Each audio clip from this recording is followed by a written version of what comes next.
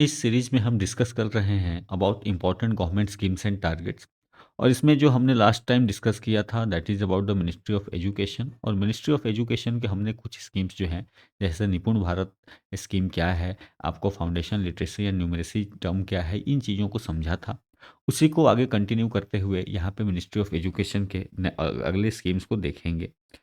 अब यहाँ पे एक जो स्कीम है, काफ़ी फेमस स्कीम है, दैट इज़ एक भारत श्रेष्ठ भारत।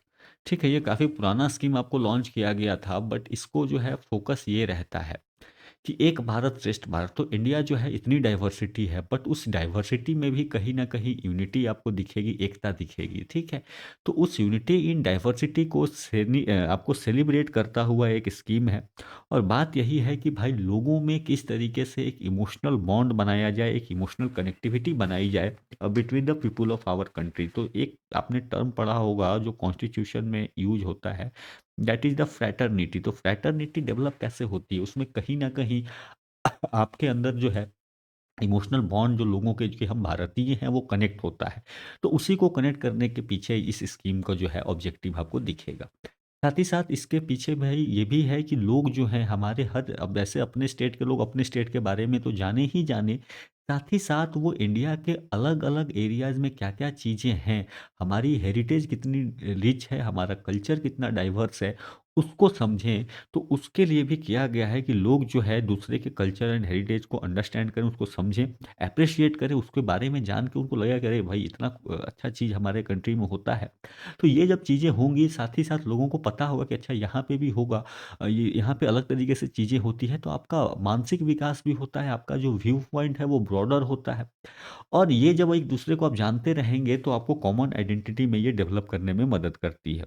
अब इसमें बहुत सी चीज़ें की जाती हैं, इसमें कोई स्पेसिफिक एक टर्म नहीं है, बट इसमें कहीं न कहीं आपको कल्चरल एंड लिटरल एक्सचेंज की बात करी जाती है। तो एक जगह की मान लो कोई डांस फॉर्म है, तो उसको दूसरे जगहों पे ले जाके लोग जो है शोकास करते हैं, उस रीजन के आर्टिस्ट जो हैं। ठीक है, तो मान लो कि कोई अगर पंजाब में है, तो पंजाब का डांस कोई ले जाकर केरल में दिखाएगा, तो इट विल बी लाइक अच्छा चलो, ये अपने कंट्री का ही डांस फॉर्म है। ठीक है, या लिटरल एक्सचेंज हो गए, कविताएँ हो गई, आपको लोकल लैंग्वेजेज़ में कुछ अगर स्टोरीज़ वगैरह वैसी हैं, तो वैसा एक्सचेंज होता है। और फूड फेस्टिवल होता है कि भई एक एक इलाके का जो डिश है, वो दूसरे लोग इलाके में भी लोग जो है उसको पहचाने। तो आप देखो कि कहीं न कहीं अब इडली की बात करोगे तो इडली साउथ इंडिया का डिश नहीं बचा, और नॉर्थ इंडिया में भी आपको मिल जाता है। तो धीरे-धीरे ये क्या करता है, ये हमारे अंदर की आपको इमोशनल बॉन्ड जो है उसको आपको बेहतर करता है। ठीक है? साथ ही साथ ये यहाँ पे नेशनल यूनिटी डे जैसे दिन मनाए जाते हैं, रन फॉर यूनिटी जैसे चीज़ें ऑर्गेनाइज़ करी जाती हैं। बहुत सारे हॉर्नबिल फेस्टिवल, तो आप ये भी मुझे बताएँगे हॉर्नबिल फेस्टिवल जो है ये किस स्टेट में मनाया जाता है? इसके अलावा दीपोत्सव फेस्टिवल, गीता उत्सव, भरत पर्व, आर्ट यात्रा, सतकल गुजरात, कबीर फेस्टिवल, गिर मानसून फेस्टिवल। अब देखिए कितने सारे फेस्टिवल जो है मनाए जाते हैं। इसमें एक जो इम्पोर्टेंट चीज़ मनाई जाती है वो है भाषा संगम। ये भाषा संगम पे मैं इसलिए फ़ोकस करा रहा हूँ क्योंकि ये department of school education and literacy इसको कराती है। ठीक है? अब इसमें जो होता है, इसमें होता क्या है कि एक इलाके के जो स्टूडेंट्स हैं, वो स्टूडेंट्स में क्योंकि सीखने की क्षमता बेहतर होती है, तो अगर हम उनको ये चीज़ें सिखाएँ तो वो आने वाले फ्यूचर में ज़्यादा स्ट्रेंथन होगी जो हमारी कम्युनिटी है। तो यहाँ पे ये होता है कि जो स्टूडेंट्स हैं उनको अवेयर बनाया जाए about the unique culture, ethnic and linguistic diversity of our country. तो जो बात हमने यहाँ पे करी, उसी चीज़ को यहाँ पे जब स्टूडेंट पे फ़ोकस करके किया गया है, उसको नाम दिया गया है भाषा संगम। यहाँ पे जो है साथ ही साथ एक फ़ायदा तो वो जानते हैं, दूसरी बात कि उनको मल्टीलिंगुअल एक्सपोज़र होता है, यानी एक बच्चे जो है डिफरेंट डिफरेंट भाषाओं को सीखते हैं। अब देखो ये स्कीम कैसे काम करती थी, मैं आपको बता रहा हूँ। जैसे आपने सुना होगा जवाहर नवोदय विद्यालय, तो ये जवाहर नवोदय विद्यालय जो होते थे, यहाँ पे शाम में जो है 1 घंटे आपको या मॉर्निंग वाले जो टाइम है, उसमें हर दिन रखा जाए कि अच्छा आज इस स्टेट की भाषा में जो चीज़ें हैं, वो बात करी जाएगी कुछ-कुछ चीज़ें। तो बच्चे उसको थोड़ा बहुत जानेंगे, थोड़ा सीखेंगे या उस स्टेट पे बात करेंगे, तो इससे बच्चों का क्या होता है कि आम भाषा में वो बात करना सीखते हैं, तो थोड़ी बहुत जानकारी उनको हो जाती है नॉर्मल लैंग्वेजेज़ के बारे में। तो यहाँ पे पर्पस वही था कि familiarise every child with simple dialogues in all 22 languages under schedule 8 of constitution. तो ये भी ध्यान रखेंगे, शेड्यूल 8 ऑफ कॉन्स्टिट्यूशन में आपकी 22 भाषाएँ हैं, तो उन पे ही बात करी जाती थी, taking up 1 language 1 each working day. ठीक है? तो ये मैंने आपको समझा दिया कि ये क्या हुआ करता था। साथ ही साथ अगर आप और आगे बढ़ेंगे तो आपको एक स्कीम दिखेगा, that is the RUSA scheme, that is the राष्ट्रीय उच्चतर शिक्षा अभियान। तो आपको नाम से ही पता चल गया होगा, उच्चतर शिक्षा यानी हायर एजुकेशन को लेकर के बात हो रही है। अगेन यहाँ पे सेंट्रली स्पॉन्सर्ड स्कीम है, यानी कि सेंट्रली स्पॉन्सर्ड स्कीम मतलब सेंटर और स्टेट के बीच में शेयरिंग होगी। और यहाँ पे कहीं ना कहीं अब बात जो फोकस हो यही है कि फंडिंग जो है, सेंट्रल फंडिंग दी जाए to the state higher education department at institution. तो आप देखोगे कि नॉर्मली सेंट्रल जो फंडेड इंस्टीट्यूट्स हैं वो बेहतर स्थिति में रहते हैं, क्योंकि उनको फंड ज़्यादा मिलती है, जबकि स्टेट एजुकेशन डिपार्टमेंट्स को या स्टेट रन जो कॉलेजेस हैं वो उतने बेहतर स्थिति में नहीं होते। तो ये पर्पस यहाँ पे यही था कि सेंट्रल के जो स्कीम्स हैं या सेंट्रल को की जो फंडिंग है वो in education state education departments को भी दी जाए, ताकि हमारे यहाँ जो ग्रॉस इनरोलमेंट रेशियो है, यानी कि उस एज ग्रुप में पढ़ने वाले कितने लोग हैं जो कि आपको वो इनरोल्ड हैं कॉलेज में पढ़ाई कर रहे हैं, उसको बढ़ाया जाए 30% के आसपास। हमारे यहाँ ये रेशियो अभी कम है। आप देखोगे कि नेशनल एजुकेशन पॉलिसी का भी टारगेट है इसको बढ़ाना।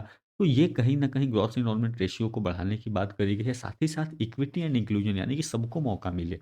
ठीक है, ऐसा नहीं है कि सबको बराबर मौका मिले और सबको मौका मिले, चाहे अक्रॉस जेंडर की बात करें या अक्रॉस कम्युनिटी की बात करें या अक्रॉस आपको कास्ट की बात करें। अब जो है रूसा के कंपोनेंट्स क्या हैं, तो इसका ध्यान रखेंगे फंडिंग। तो प्रोवाइड फाइनेंशियल असिस्टेंस तो ये आपको देती ही है, आपको स्टेट गवर्नमेंट्स को या फिर जो आपको यूनियन टेरिटरीज हैं। ये ध्यान रखेंगे कि ये फंडिंग कहीं न कहीं परफॉर्मेंस लिंक्ड क्राइटेरिया, यानी परफॉर्मेंस के बेसिस पे ही फंडिंग दी जाएगी। ठीक है? यहाँ पे जो है दोनों चीज़ें हैं, एक तो सेंट्रल जो फंडिंग देगी उसमें आपको स्टेट को उसको मैच भी करना पड़ेगा, जैसे आपको 60-40 का हो सकता है या फिर 90-10 हो सकता है स्पेशल कैटेगरी स्टेट्स के लिए। तो आपको जैसे north east and Himalayan states हो गए, 100% हो सकता है यूनियन टेरिटरीज़ के लिए।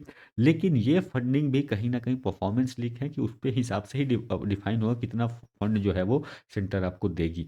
यहाँ पे साथ ही साथ इंस्टीट्यूशनल डेवलपमेंट की बात करी है कि नए यूनिवर्सिटीज़ भी बनाए जा सकते हैं, मॉडल डिग्री कॉलेजेस भी बनाए जा सकते हैं और प्रोफेशनल डिग्री कॉलेजेस भी जो है आपको बनाए जा सकते हैं। यहाँ पे जो फ़ोकस है वो कहीं न कहीं इंफ्रास्ट्रक्चर इम्प्रूवमेंट, अगर एग्जिस्टिंग यूनिवर्सिटीज़ हैं, कॉलेजेस हैं, तो उनका जो एग्जिस्टिंग इंफ्रास्ट्रक्चर है उसको बेहतर किया जाए कि क्लासरूम्स को कैसे बेहतर करें, लैबोरेटरीज़ को, लाइब्रेरीज़ को, हॉस्टल्स को। तो कहीं न कहीं एजुकेशन में आप जब तक इन्वेस्टमेंट नहीं करेंगे, आपको क्वालिटी लैबोरेटरीज़ नहीं होंगी, क्वालिटी लाइब्रेरीज़ नहीं होंगी, तो आप कैसे जो है ये सोच रहे हो कि एजुकेशन हमारा बेहतर होगा या ग्रॉस एनरोलमेंट रेशियो बेहतर होगा। तो कहीं न कहीं उसको टारगेट करता हुआ ये स्कीम है। साथ ही साथ फैकल्टी डेवलपमेंट की भी बात करी गई है, ताकि फैकल्टी जो टीचर्स हैं उनकी ट्रेनिंग हो, वो रिसर्च करें, उनकी कैपेसिटी बिल्ड करी जाए। और साथ ही साथ आपको क्वालिटी एनहांसमेंट की बात करी गई है कि करिकुलम जो आप सिलेबस पढ़ाते हो उसमें चेंज लाओ, पेडागोगी जो पढ़ाने का तरीका है उसमें चेंज लाओ, असेसमेंट मेथड जो आप डिग्री देने के लिए जो आप एग्जाम लेते हो या असेसमेंट करते हो उसमें जो है चीज़ें चेंज हो। अब ध्यान रखेंगे यहाँ पे ये स्कीम अभी भी चल रही है। आपको जो है लास्ट ईयर में इसको 12,929 करोड़ रुपए जो है इसको सैंक्शन किए गए थे और ये 31st आपको 2027-6 तक चलेगी। तो बेसिक ये 2020 तक चलने था, फिर 2022 तक एक्सटेंड हुआ था और फाइनली जो है अभी आपको 2026 तक इसको एक्सटेंड किया गया है। तो ये चीज़ आप ध्यान रखेंगे। इसके बाद एक जो है आपको ऑपरेशन डिजिटल बोर्ड, तो अब जो है आपको समझ में आ गया होगा नाम से ही कि ये क्या है। तो डिजिटल बोर्ड ऑपरेशन आपको पता है कि आज के डेट में आप देखोगे तो कोचिंग इंडस्ट्री या बाकी जगहों पे जो आपको हाई-फाई इंस्टीट्यूशंस हैं वहाँ पे डिजिटल बोर्ड आपको देखने मिलते हैं और डिजिटल बोर्ड से चीज़ें थोड़ी समझनी आसान होती है। वहाँ पे आप जो है वेरियस स्लाइड्स का यूज़ कर लेते हैं, आप वीडियोज़ का यूज़ कर लेते हैं या और भी चीज़ बहुत सारी फैसिलिटीज़ वहाँ पे होती हैं। तो यहाँ पे गवर्नमेंट का भी है कि भई हम गवर्नमेंट स्कूल्स में या गवर्नमेंट एडेड स्कूल्स में जो है वहाँ पे हम डिजिटल बोर्ड को इंट्रोड्यूस कराएँ। तो यहाँ पे पर्पस यही है कि यहाँ पे digital boards will be introduced all over India in government and government aided schools, ठीक है? From class 9th onwards. तो ये चीज़ आप ध्यान रखेंगे, ठीक है? ये आपको सेकेंडरी स्कूल जो है उससे हायर सेकेंडरी से ही देखने मिलेगा। तो 9th 10th और या फिर हायर एजुकेशनल इंस्टीट्यूशंस जो हैं वहाँ पे आपको दिखेगी। इससे फ़ायदा ये हो पाएगा कि पर्सनलाइज़्ड एडेप्टिव लर्निंग, साथ ही साथ इंटेलिजेंट ट्यूटरिंग जैसी चीज़ें जो है वो करी जा सकती हैं। Machine learning, artificial intelligence, data analytics का यूज़ करके हम और चीज़ों को बेहतर करा सकते हैं। ये ध्यान रखेंगे कि जो हायर एजुकेशनल इंस्टीट्यूशंस है वहाँ पे जो आपको इम्प्लीमेंटिंग एजेंसी है वो है यूनिवर्सिटी ग्रांट्स कमीशन, जबकि स्टेट्स में जो है स्टेट्स एजुकेशन डिपार्टमेंट जो होगा वो आपको स्कूल लेवल पे वो चीज़ों को देखेगा। तो इतना ही इस ऑपरेशन डिजिटल बोर्ड में आपके लिए इनफ है कि कहाँ से ये कहाँ तक स्टार्ट होता है।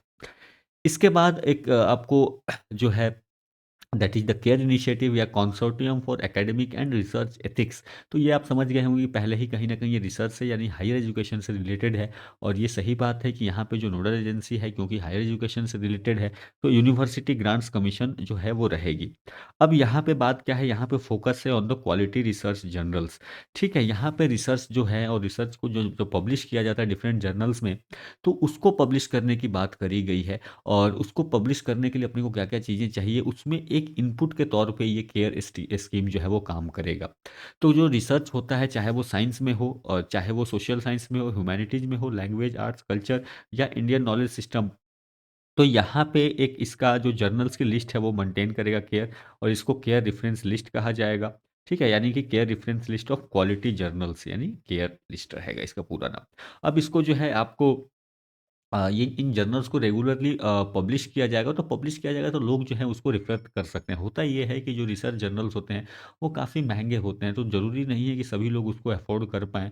तो यही इसी वजह से इसको एक एक डेटाबेस के तौर पे जो है ये आपको डेवलप किया गया है, ताकि जो है एक-दूसरे की जर्नल्स को लोग जो है पढ़ सकें, देख सकें, और इसको रेगुलरली अपडेट भी होता रहेगा। और इसको पब्लिश करने का जो काम है वो यूजीसी ने किया है, साथ ही साथ अदर मेंबर्स ऑफ कंसोर्टियम, बहुत सारे मेंबर्स हैं। जैसे अदर मेंबर्स की अगर आप बात करें, तो बहुत सारे statutory councils, academies, government bodies in social sciences, humanities, arts and fine arts, science, medical, agriculture, तो ये बहुत सारी जो बॉडीज़ हैं, ये इसका तो ये आप समझ सकते हो कि हायर एजुकेशन से रिलेटेड बहुत सारी बॉडीज़ का एक इस तरीके का प्लेटफ़ॉर्म होगा, जहाँ पे वो एक-दूसरे से अपनी जर्नल्स वगैरह को, रिसर्च जर्नल्स को शेयर करेंगे, ताकि एक-दूसरे से बेनिफिट जो है वो ले पाएँ। तो आई होप आपको ये स्कीम जो है, तो नाम इसका याद रखेंगे। साथ ही साथ प्राइम मिनिस्टर रिसर्च फेलोज़, ये जो अगला स्कीम है, इसके पीछे जो फंक्शन ये है कि भारत की जो टैलेंट पूल है उसको टैप किया जाए, ताकि हम इंडिजिनसली रिसर्च कर सकें। आप अगर देखोगे तो इंडिया में आज भी रिसर्च एंड डेवलपमेंट पे बहुत कम खर्च होता है। साथ ही साथ बहुत से कम लोग हैं जो रिसर्च एंड डेवलपमेंट के फील्ड में अपना करियर बनाने चाहते हैं। जो आईआईटी, आईआईएम से बड़े-बड़े इंस्टीट्यूशन से पास आउट स्टूडेंट्स भी होते हैं, वो नॉर्मली आप देखोगे कि आपको कॉर्पोरेट फील्ड में चले जाते हैं, क्योंकि वहाँ पे उनको सुविधाएँ बेहतर मिलती हैं, उनको पैसे बेहतर मिलते हैं। साथ ही साथ इंडिया में कहीं न कहीं रिसर्च की कमी भी रखती थी। तो इसको दूर करने के लिए यहाँ पे बात करी गई है कि इंडिया में हम किस तरीके से आपको रिसर्च को डेवलप कर सकें। तो यहाँ पे जो है BTech and MTech students from a list of recognised institution, ये जो है यहाँ पे आपको उनको मिल सकता है, will be offer direct admission in PhD programme. तो इनको आपको आईआईटी या IISc, Indian Institute of Science Bangalore से इनको आपको पीएचडी करने के लिए आपको मिल सकता है, इनको फेलोशिप मिलेगी। ठीक है, अब ये list of recognised Indian institution वो खुद का लिस्ट है कि कौन-कौन से यूनिवर्सिटी जो हैं इसमें आपको एप्लीकेबल है। यहाँ पे क्योंकि मेन फ़ोकस है रिसर्च पे, तो ऐसा दिया गया है कि भाई बच्चों को, जो भी लोग रिसर्च में करेंगे, उनको उतना इनफ मिलता रहे कि अपना वो काम करते रहें, उनको इनकम भी होती रहे, तो अपना वो रिसर्च पे आराम से फोकस कर सकें। ये जो फेलोशिप है ये आपको देती है 70,000 per month for first 2 years. तो ध्यान रखेंगे, अगले साल आपको तीसरे साल से थर्ड ईयर से 75,000 पर ईयर मिलेगा, और साथ ही साथ 80,000 पर मंथ मिलेगा आपको from the fourth and fifth year. तो इस तरीके से 5 सालों के लिए ये फेलोशिप स्कीम है, ये ध्यान रखेंगे। साथ ही साथ रिसर्च करने के लिए भी जो आपको पैसे लगते हैं, या फिर आप मान लो रिसर्च पेपर्स आपको पब्लिश कराना है या फॉरेन ट्रैवलर्स करने हैं, तो उसके लिए भी आपको रुपीज़ 2 लाख ये आपको जो है आपको दिए जाएँगे, ताकि आप इसको fellows for a period of 5 years, ये आपको 5 सालों तक दिए जाएँगे to cover their foreign travel expenses, ताकि आप अपने रिसर्च पेपर वगैरह को जो है वो पब्लिश करिए। आप इंटरनेशनल कॉन्फ्रेंसेस, सेमिनार में अटेंड कीजिए, वहाँ पे जाके अपने स्कीम्स के बारे, अपने रिसर्च के बारे में बताइए, तो लोगों भी जानेंगे कि भाई इंडिया में भी जो है, इंडिया में एक कल्चर डेवलप होगा फॉर द रिसर्च। तो ये पर्पस आपको प्राइम मिनिस्टर रिसर्च फेलोज़ का है, और ये पर साल जो है मैक्सिमम 1000 फेलोज़ को ये दिया जाता है, ठीक है? इसके बाद अगर बात करें एक स्कीम की जिसका नाम है आपको स्पार्क, तो scheme for promotion of research collaboration, तो ये भी कहीं न कहीं रिसर्च से है। और यहाँ पे जो है इसका पर्पस यही है कि to facilitate research and academic collaboration with top academic institution in the world. तो यहाँ पे अभी जो बात हुई थी प्राइम मिनिस्टर रिसर्च फेलो की, यहाँ पे एज ए इंडिविजुअल को टारगेट किया गया है, बट यहाँ पे जो टारगेट है वो एक इंस्टीट्यूशंस को टारगेट है, ठीक है? अब यहाँ पे अगर कोई इंडियन इंस्टीट्यूशंस जो है, अगर वो किसी दूसरे इंडियन इंस्टीट्यूशन के साथ कोलैबोरेट करता है for the research and research या एकेडमिक कोलैबोरेशन, तो उसमें वहाँ पे मिनिस्ट्री ऑफ एजुकेशन जो है उसको फंड करेगी। या फिर ऐसा भी हो सकता है कि कोई इंडियन इंस्टीट्यूशन अगर फॉरेन इंस्टीट्यूशन के साथ भी करेगा, तो वहाँ पे भी उसको आपको आपको यहाँ पे फंडिंग दी जाएगी। तो यहाँ पे किसको रखी गई है? Between Indian institution which are in top 100। तो जो आपको नेशनल इंस्टीट्यूशन रैंकिंग फ्रेमवर्क जो होता है, वो रैंकिंग होती है, उसके बेसिस पे आपको अगर टॉप 100 में कोई इंस्टीट्यूशन है, तो ध्यान रखेंगे सबके लिए अवेलेबल नहीं है ये हायर एजुकेशन में भी जो टॉप क्वालिटी के इंस्टीट्यूशंस हैं उनके लिए अवेलेबल है। तो वे जो आपको इंडियन इंस्टीट्यूशंस हैं, इंडियन इंस्टीट्यूशंस कितने में होना चाहिए? इनका रैंक होना चाहिए विदिन 100 या अंडर 100 ऑफ एनआईआरएफ। और प्लस दूसरे साइड में जो जिससे कोलैबोरेट करेंगी ये फॉरेन इंस्टीट्यूशंस होंगे, और फॉरेन इंस्टीट्यूशंस जो होंगे ये होने चाहिए टॉप 500, जो आपको क्यूएस वर्ल्ड रैंकिंग आती है। तो इसके बीच में अगर प्रमोशन होगा, इसके रिसर्च कर या कोलैबोरेट करने के लिए जो पैसे चाहिए होंगे, जो फंड चाहिए होंगे, वो आपको मिनिस्ट्री ऑफ एजुकेशन प्रोवाइड करेगी। सो आई होप कि आपको इस लेक्चर में समझ में आया होगा। इस लेक्चर में थोड़े मैंने कम सुने हुए स्कीम्स को लेके आया हूँ, क्योंकि इस तरीके के स्कीम्स जो है नॉर्मली पूछने के चांसेस ज़्यादा होते हैं। तो आई होप आपको ये लेक्चर समझ में आया हो। आप हमें टेलीग्राम चैनल पे फॉलो कर सकते हैं। साथ ही साथ आप हमें जो सोशल मीडिया हैंडल्स पे फॉलो कर सकते हैं, तो आपको अपडेट्स मिलते रहेंगे। Also you can download our app from the Google Play Store. तो वहाँ से आपको इन्फॉर्मेशन जो है वो मिलती रहेगी। सो आई होप कि ये लेक्चर आपको समझ में आया होगा। So keep studying, have a good day and thank you.